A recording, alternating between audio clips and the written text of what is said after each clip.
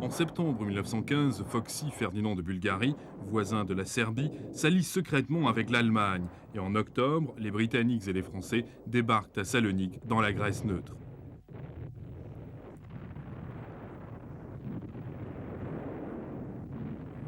Cette manœuvre manquée pour aider la Serbie doit immobiliser à la longue 600 000 hommes dans ce que les observateurs allemands appellent avec sarcasme le plus grand camp d'internement de la guerre.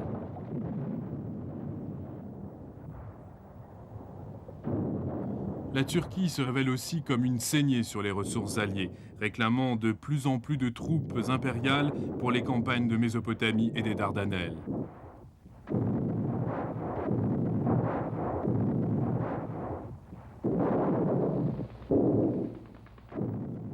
Ce qui commence comme une simple opération pour sauvegarder les installations de pétrole du Golfe Persique se termine par l'humiliation des Britanniques au siège de Kout, où ce qui reste de l'armée britannique, un groupe de soldats affamés sous le commandement de l'ambitieux Townshend, se rend en avril 1916 aux implacables Turcs. Les troupes indiennes émaciées se laissent mourir de faim plutôt que de manger de la viande de cheval. La Turquie, bien qu'un ennemi secondaire, se montre un adversaire redoutable. À Gallipoli, les forces britanniques, australiennes, néo-zélandaises et françaises combinées sont très mal équipées.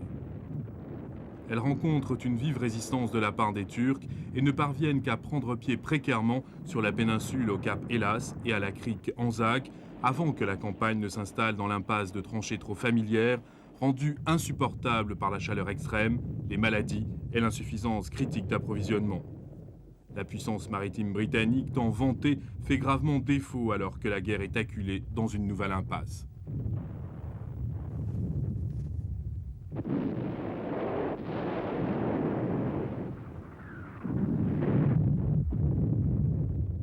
Au début de l'année 1916, les dernières troupes sont évacuées de Gallipoli en un repli tactique brillant, terminant la tragédie des Dardanelles. Fausse manœuvre terrible, bien que magnifique.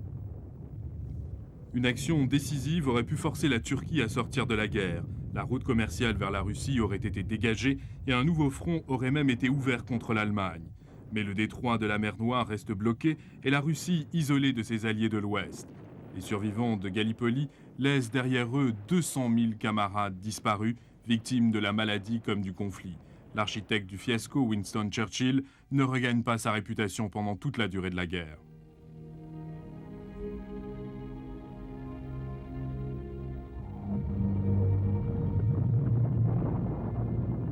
Pourtant, le grand carnage ne s'est pas encore produit.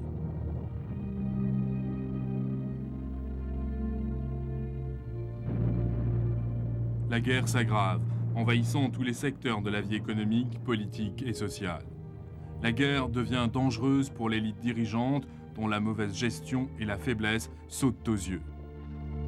Maintenant, ils ne peuvent se permettre une défaite. La guerre est poursuivie avec une férocité encore plus grande quand le front réclame de plus en plus d'hommes, d'obus et d'armes pour sortir de l'impasse sanglante. L'enjeu est considérable. Les disparus ne peuvent avoir affronté la mort en vain.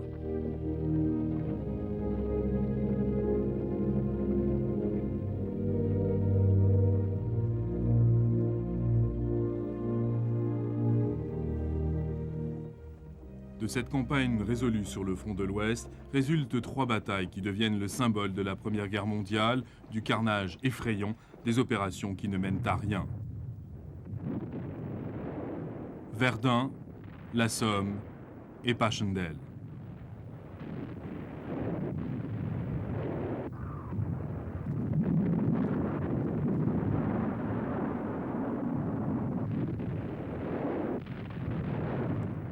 La facilité avec laquelle les Allemands transportent leurs armées d'un front à l'autre, d'un lieu critique à l'autre, grâce à leur superbe réseau ferroviaire stratégique, amène les Alliés à lancer un assaut total en 1916 et à appliquer une pression concentrique, militaire, navale et économique pour écraser les puissances d'Europe centrale, une fois pour toutes. Le pivot de la stratégie doit être une attaque massive où les lignes alliées se rencontrent, à la Somme.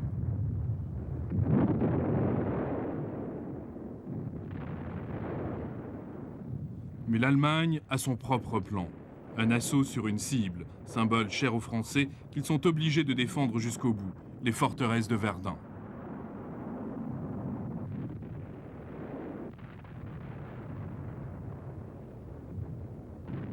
À 7 h du matin, le 21 février 1916, les Allemands commencent la grande bataille avec le bombardement le plus destructif jamais vu dans cette guerre.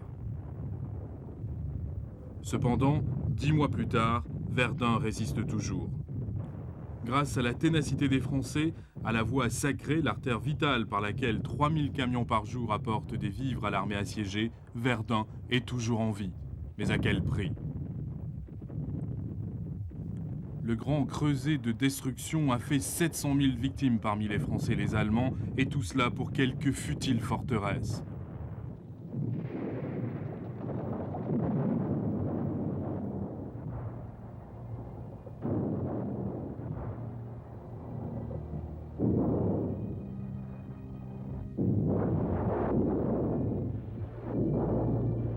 Et la folie continue. Avec le siège de Verdun, la Somme a perdu toute valeur stratégique en tant que champ de bataille.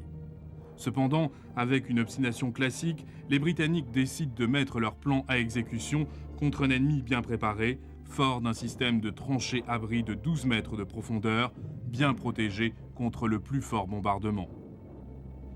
Il est inconcevable que cette ligne puisse être forcée, et cependant, le 1er juillet, après 8 jours de tirs de barrage sans effet, la 4e armée britannique monte au front en ordre parfait. Vague après vague, les troupes d'infanterie quittent leurs tranchées un matin de juillet ensoleillé pour aller s'empêtrer avec un équipement lourd dans les fils de fer enchevêtrés et s'embourber dans les cratères et les fondrières creusées par le bombardement.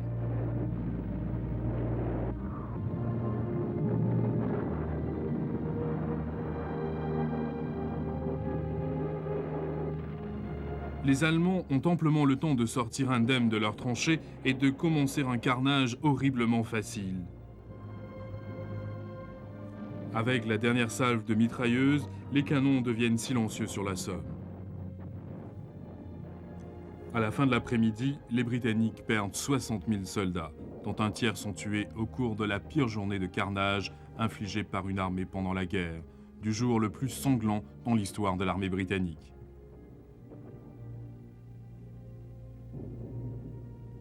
Trois jours s'écoulent avant que tous les blessés puissent être ramenés dans des douleurs intenses du champ de tuerie.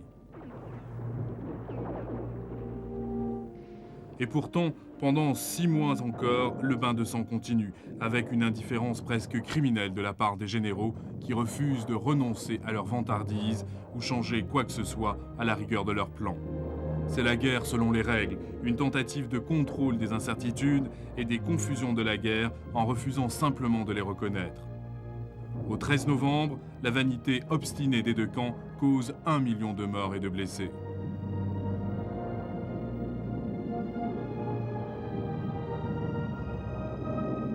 Les infortunés guerriers de la Somme, épuisés, doivent être les témoins de 2 événements qui deviennent le symbole d'une guerre qui a changé pour toujours.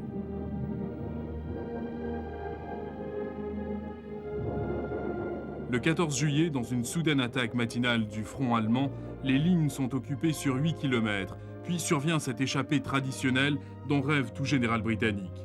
L'infanterie est témoin d'un spectacle unique sur le front de l'Ouest, 3 divisions de cavalerie galopant vers la brèche, au son du clairon, les fanions au vent, les lances étincelantes. La vision glorieuse s'écroule alors que les mitrailleuses ouvrent le feu.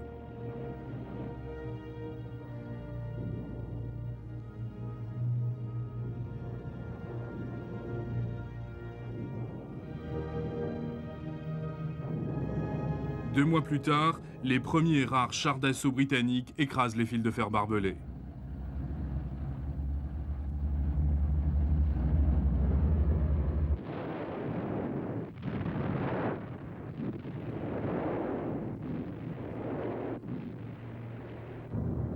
L'idéalisme périt sur la Somme. Les volontaires enthousiastes ne le sont plus. Ils perdent la foi en leur cause, en leur chef et en tout, excepté la loyauté envers leurs camarades.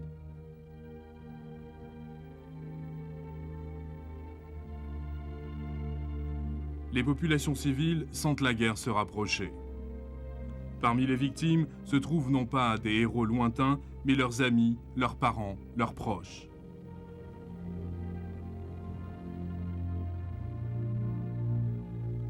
L'inflation apparaît, le prix de la nourriture monte en flèche, les prix ne sont soumis à aucun contrôle. Les files d'attente pour le pain et les soupes populaires se multiplient. Le marché noir fait rage. L'Allemagne, victime d'une moisson ratée et commençant à ressentir l'effet du blocus, meurt de faim.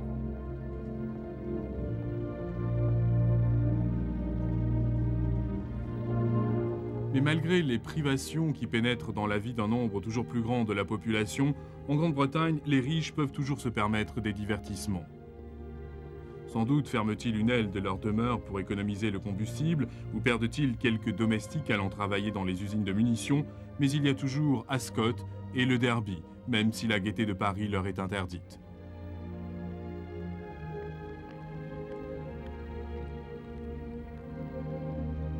Cependant, face à l'inégalité flagrante, dans tous les pays, des fissures commencent à apparaître.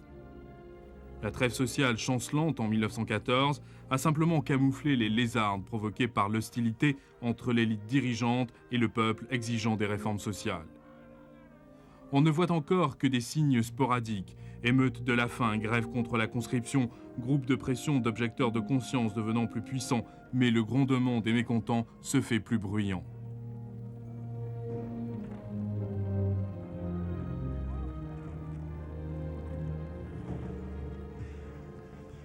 Les troubles nationalistes alimentent ce feu caché. La révolte arabe contre l'Empire ottoman, le soulèvement de Pâques manqué des séparatistes irlandais, les désertions des Tchèques dans les armées austro-hongroises polyglottes qui sont déjà affaiblies par l'offensive d'été du général russe Brusilov en 1916. Cette offensive a des conséquences politiques d'une portée considérable. Les armées des Habsbourg perdent leur enthousiasme pour la lutte. L'unité, la loyauté et la cohésion disparaissent.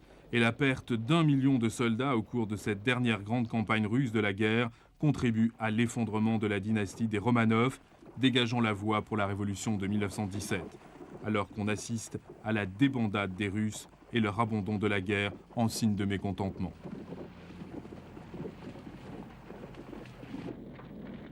En novembre 1916, le vieil empereur au destin tragique, François-Joseph d'Autriche, s'éteint, signalant la fin d'une époque comme l'ouvrage de sa vie s'écroulait, l'empire pour lequel il a combattu et conspiré, déchiré par la guerre et l'insurrection.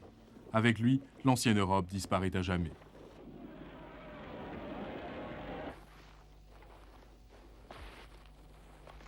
La guerre totale, guerre qui a empiété sur la vie de chaque citoyen, en est la garantie. Les promesses vaines de 1914 se sont maintenant changées en une amère dérision, alors que la facture du boucher, dénombrant les vies gâchées, la faim, les privations, les sacrifices et les chagrins, est examinée. La ferveur nationaliste, enflammée par une propagande trompeuse, s'est aigrie pour devenir désillusion, désespoir et amertume qui se lisent sur les visages silencieux et crispés de ceux qui reviennent du front.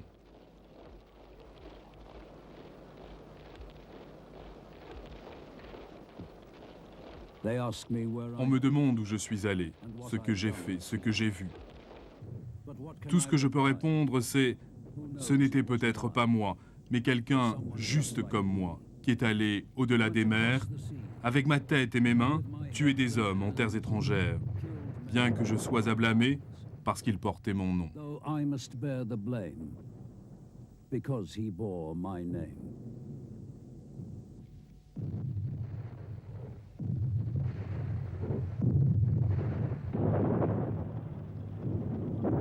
Mais il n'y aura pas de paix ni de compromis. La conscription remplit les vides laissés par les disparus et les nations combattantes se serrent la ceinture et remplissent leurs arsenaux pour une autre année de guerre encore, une guerre d'engins encore plus diabolique pour mutiler, pour tuer, inspirée de la nouvelle technologie humaine, le sous-marin, le char et le plus obscène et redouté de tous, le gaz asphyxiant.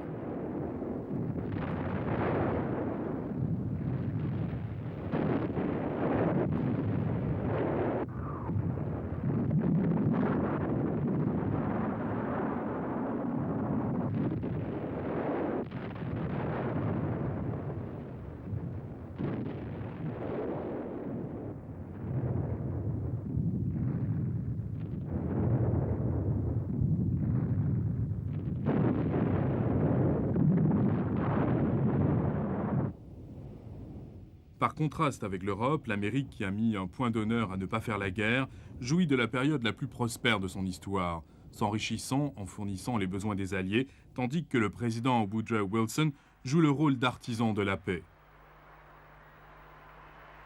Le 18 décembre 1916, Wilson invite les belligérants à stipuler leurs conditions de paix, mais il est trop tard. Les dirigeants, Lloyd George en Grande-Bretagne, Nivelle en France et le puissant Ludendorff s'opposent formellement à un compromis.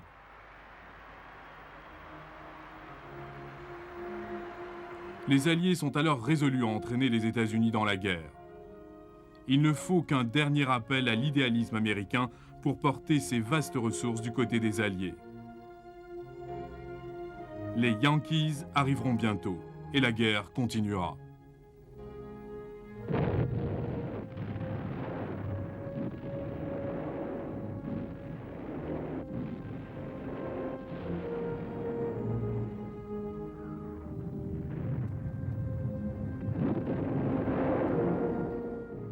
Les soldats se terrent misérablement dans les tranchées et tout le long du front de l'Ouest. Au cœur de ce troisième hiver glacial, ils doivent méditer avec tristesse sur la promesse vaine de 1914. On leur avait dit alors qu'ils seraient rentrés à la maison pour Noël. On ne leur avait pas précisé lequel.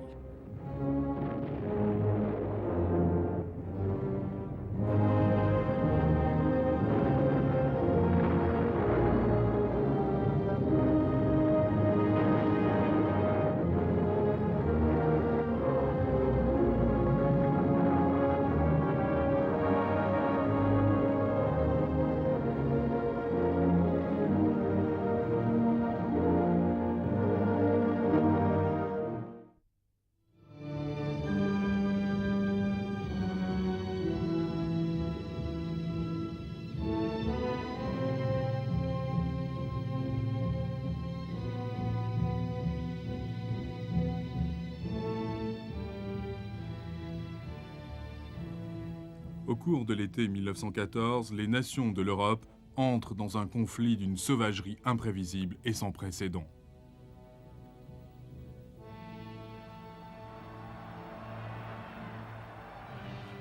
Le mouvement vers la guerre est inexorable et pourtant la guerre aurait pu être évitée. Le consensus général et une apparente cordialité masquent les dissensions qui se préparent, cachées par une impressionnante logique de mobilisation industrielle et d'armement.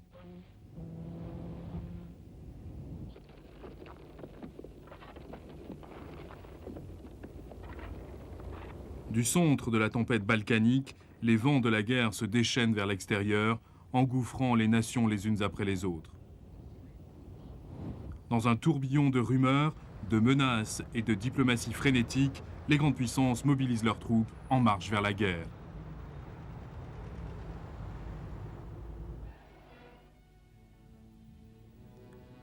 Pendant 40 ans, une structure d'alliance maintient l'équilibre du pouvoir en Europe et par conséquent la paix. En 1914, cette structure se cristallise en deux grands camps armés.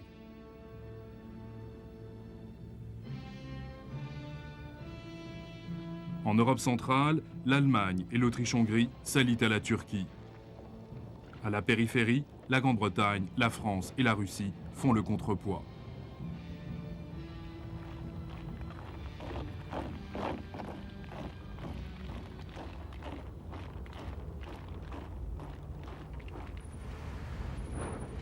Depuis la guerre franco-prussienne de 1871, les chefs militaires, les progressistes comme les réactionnaires, se mettent tous d'accord sur un point.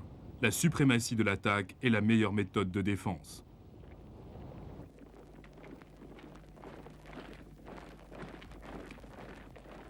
La mobilisation des Russes à l'appui de leurs intérêts dans les Balkans provoque une peur panique parmi les puissances d'Europe centrale. Craignant une guerre sur deux fronts, les Allemands élaborent depuis longtemps une stratégie de mobilisation rapide et d'avance fulgurante à travers la Belgique pour pénétrer en France. En contournant l'armée française et en encerclant Paris par l'ouest, les Allemands projettent l'élimination rapide de la France. Toute menace sérieuse de ce côté est donc écartée. C'est ainsi qu'un système d'alliance conçu pour maintenir la paix, combiné avec des philosophies militaires en faveur de l'attaque, pousse l'Europe toujours plus près pour finalement la précipiter dans la guerre.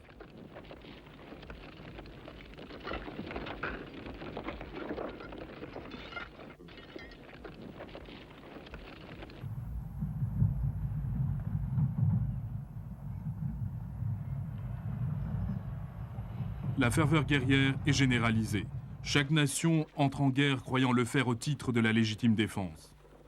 Et à la perspective de nobles sacrifices, d'aventures et de gloire, vient s'ajouter la conviction d'une vertu morale. On voit partout des démonstrations d'unité nationale. Le patriotisme est exacerbé par la propagande. Les conflits intérieurs se dissipent dans un nouvel esprit de conciliation et de compromis. Il y a un sentiment universel de vertu et une certitude que tout sera réglé très vite.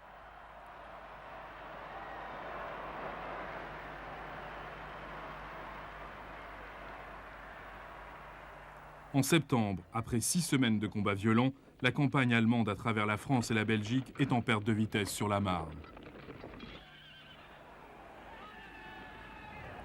À l'est, les Russes subissent de lourdes pertes aux batailles de Tannenberg et des lacs Masuriens. En décembre, ils sont sur la défensive et stabilisent la ligne de front.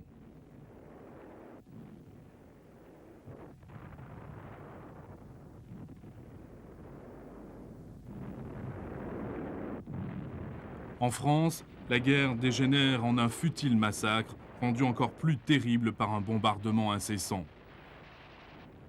Les deux camps combattent pour regagner l'initiative et reprendre la guerre de mouvement. Face à une impasse en France et face à une pause inquiétante sur le front de l'Est, les Alliés obtiennent l'intervention de l'Italie grâce à des promesses de gains territoriaux en Autriche et dans les Balkans. Mais la contribution des Italiens se montre insuffisante pour affronter les puissances d'Europe centrale ou pour forcer l'impasse militaire en retirant des forces des autres fronts.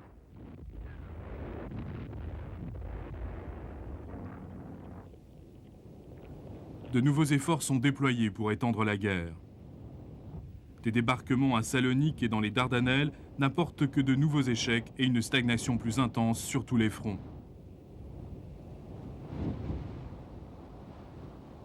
On essaie de faire porter le fardeau de la guerre aux populations civiles. Les flottes de haute mer de la Grande-Bretagne et de la France imposent un blocus de leurs ennemis continentaux.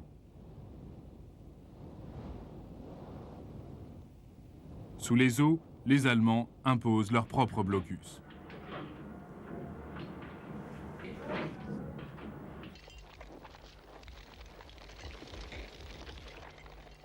Les pertes en hommes sur le front se multiplient et parallèlement les privations s'intensifient dans le pays. À la pénurie croissante viennent s'ajouter les exigences insistantes de l'industrie.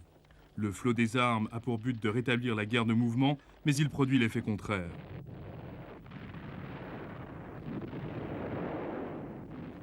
Sur un terrain défoncé et tourmenté par les incessants bombardements, les troupes qui avancent sont dans une situation désavantageuse sur tous les points. Pourtant, le carnage se poursuit. Aux batailles de Verdun et de la Somme en 1916, près de 2 millions de vies sont sacrifiées en vain.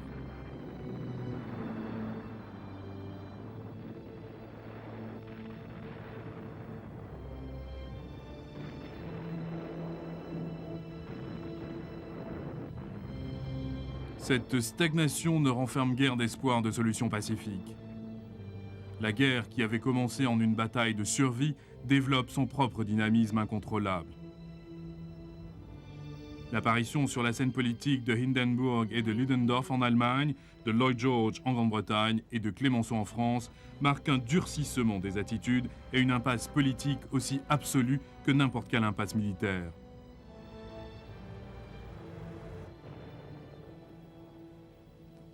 C'est ainsi qu'en 1917, les puissances sont toujours en guerre. Le conflit est rendu encore plus mortel et plus insoluble par l'impasse des armes et le manque d'initiative.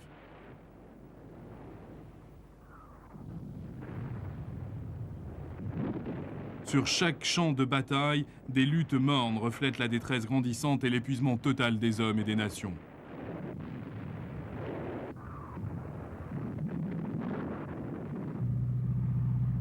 Seul dans les airs, un sentiment de vigueur et de mouvement voit le jour. Au début de la guerre, l'aéroplane en est encore à ses premiers balbutiements et les premières machines embryonnaires aux constructions maladroites et rudimentaires attirent les critiques plutôt que les louanges des chefs militaires.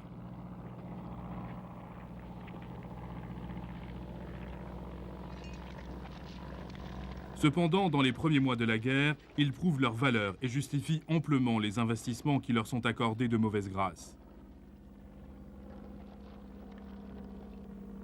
Les aviateurs britanniques sont les premiers à faire connaître les mouvements des Allemands vers Mons et la Marne, permettant ainsi de prendre des mesures pour arrêter leur avance.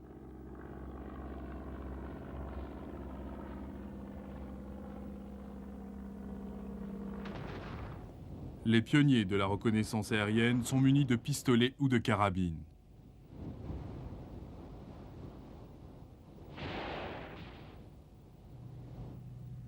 Ces armes sont ensuite remplacées par des mitrailleuses montées à l'arrière de l'appareil ou en une position leur permettant de faire feu à l'avant au-dessus de l'hélice.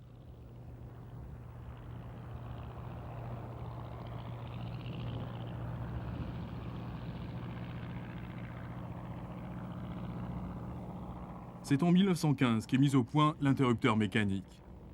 Ce dispositif permet à l'arme de faire feu à travers l'arc de l'hélice en déclenchant la culasse lorsque la pale se trouve dans la ligne de tir.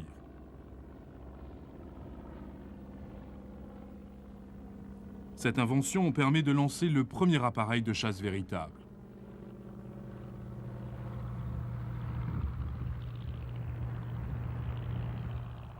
Les progrès remarquables de la technologie des aéroplanes au cours de la guerre et le développement simultané des tactiques de combat aérien reflètent un esprit d'initiative qui fait singulièrement défaut dans presque tous les autres théâtres de conflit.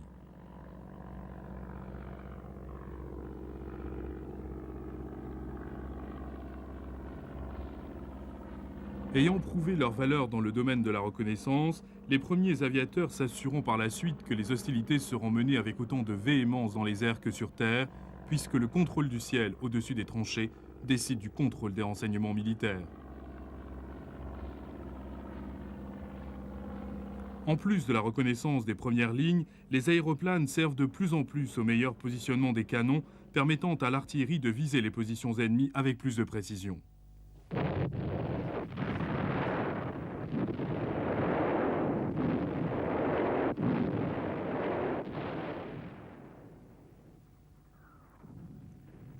À partir de ces débuts primitifs devaient évoluer les premiers bombardiers spécialisés et le commencement de ce qui va devenir une controverse sans fin entre le bombardement tactique et le bombardement stratégique.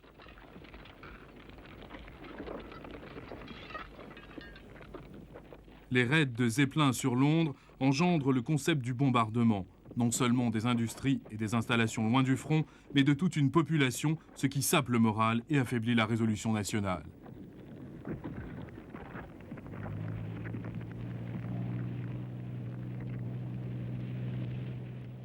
Le rôle en évolution des aéroplanes conduit à des spécialisations et des divergences par la production de différents modèles destinés à des usages variés.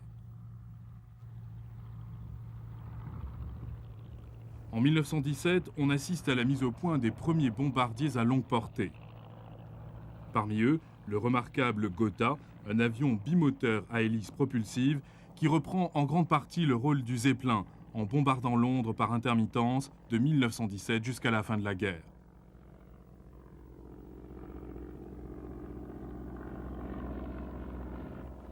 Le premier avion de combat fait aussi son apparition, de même que l'avion de reconnaissance léger, rapide et plus sophistiqué.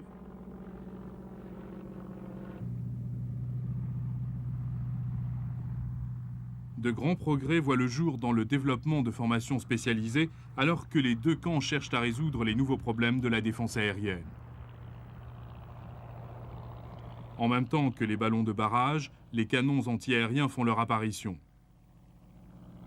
Au début, les canons de campagne de l'armée sont munis d'affûts à forte déviation, mais ils sont accompagnés bientôt d'armes spécialisées lançant des obus munis de fusées à retardement.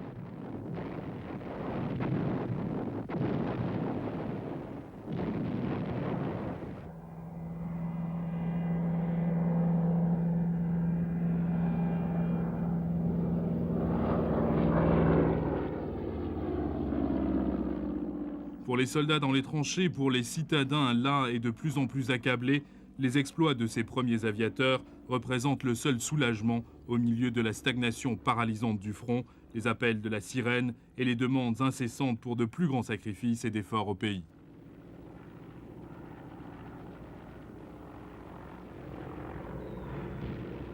Survolant les armées qui se morfondent dans la boue envahissante, ils tiennent la promesse illusoire qui a tant galvanisé les nations pendant l'été de 1914, la promesse d'aventure, de nobles combats, d'actions héroïques.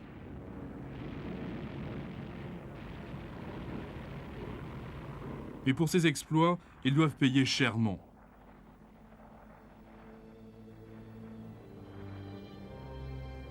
En un mois, en 1917, sur le front de l'Ouest, les Britanniques seuls perdent 316 pilotes et observateurs et 224 avions.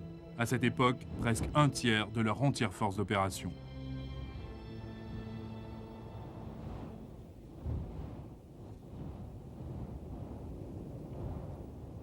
Parmi les rôles assumés par les aviateurs dans la Grande Guerre, l'un surtout acquiert une fascination et un prestige au-dessus de tous les autres. C'est celui de pilote d'attaque. On appellera d'ailleurs les plus valeureux des As.